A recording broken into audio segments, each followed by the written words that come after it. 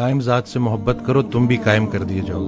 تو قائم ذات سے محبت کرنی ہے. اور باقی اکثر میرے پاس بھی آتے ہیں تو کہتے ہیں آپ موت سے, کیونکہ موت ہر کسی ڈر تو لگتا ہے نا, کہ کسی ہم لوگوں کا تو کانسیپٹ اس طرح سے, تو کہتے تو کیا مطلب بس موت کا. میں نے کہا نہیں, زندگی کا شکر ادا کرنا ہے, موت کا انتظار کرنا ہے. زندگی کا شکر ادا کرنا ہے, موت کا انتظار کرنا ہے, کہ لائف گزارنی ہے, اور لیکن اس کے ساتھ کچھ زیادہ پکا پلان نہیں بنانا یہاں کا. پہلے یہ سوال یہ سوچو کہ اللہ نے بھیجا کیوں, صحیح بات, اور پھر سوچے کہ واپس کیوں بلا رہا ہے. تو کچھ تو لے کے جانا ہے نا ساتھ, تو اب جو لے کے جانا ہے اس کے بارے میں سوچو. ایسے ہی کرنے والے کام ہے, کر ڈالو. ایسے ہی. اور خوشیاں, سکون, آسانیاں ڈھونڈنے سے نہیں ملتی, دینے سے ملتی ہیں. جب آپ دینا شروع کر دو, کہ اس دن میں ایک آڈیو سن رہا تو کسی نے پوچھا کہ تقدیر کیا ہے, تو کہتے ہیں سوال آپ کا تھوڑا میں چینج کر دیتا ہوں.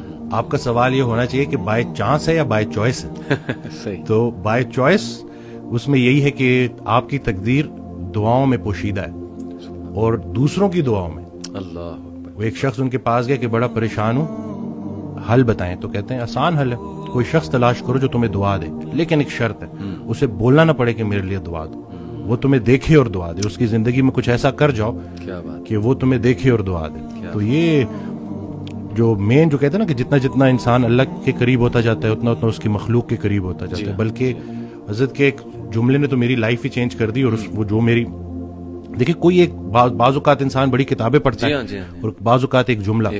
اب یہ جملہ آپ دیکھیں کہ وہ عابد عبادت کرنے والا ڈاکٹر جو اپنے مریض کے لیے مخلص نہیں, اس کی عبادت اسے کوئی نفع نہیں پہنچائے گی. اب یہ اتنا ہو کہ میں اگر صرف اور صرف, کیونکہ مجھ سے تو اللہ میرے مرتبے کا پوچھے گا, کہ پورے پاکستان میں چند لوگ تھے جن کو ڈاکٹر بنایا, اللہ نہیں بنایا نا.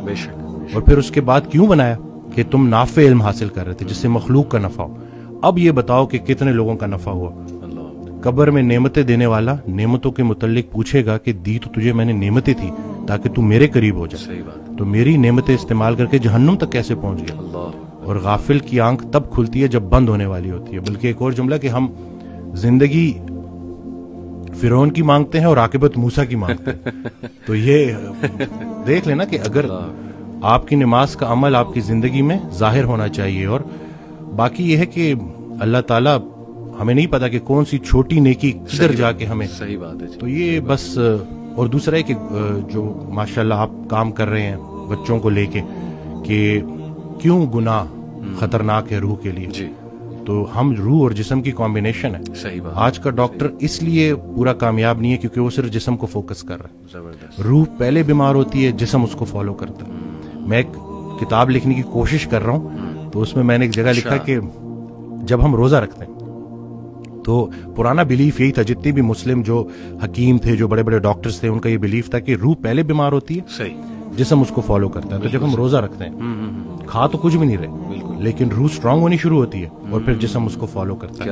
ابھی ریسرچ ہے 3 دن کا فاقہ, ٹھیک ہے نا, 3 دن اگر آپ نے فاسٹنگ کی ہے پرولونگڈ, اور اس کے بعد اگر آپ میل لیتے ہیں تو آپ کی باڈی کے اندر سٹیم سیل موبلائزیشن ہوتی ہے. اور جتنے پرانے خلیے ہیں ان کو نئے سرے سے باڈی بناتی ہے دوبارہ سے. یہ سٹیم سیل موبلائزیشن فاسٹنگ کے ذریعے. اور ٹافیجی 2016 یا 17 کا نوبل پرائز ون کر چکا ہے بندہ.